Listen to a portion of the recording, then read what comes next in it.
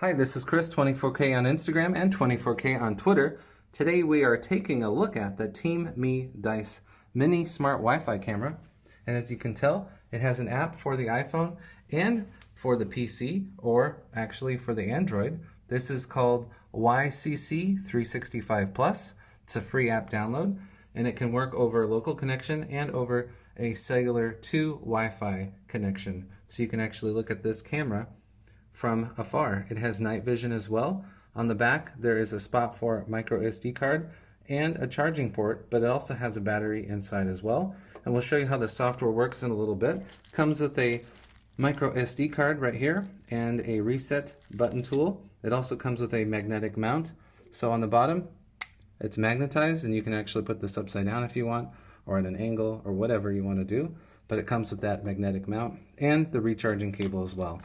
So here's some more info on the back, key features that it has, and now we'll get to how this works with the software. Okay, now we have it connected to the Wi-Fi, and as you can see on the iPhone in the app, I'm moving the camera. This is the camera right here, and now you can see what it sees through the lens, and it's live streaming. And as you can see, I'm going to scan over the desk, and it will update this view.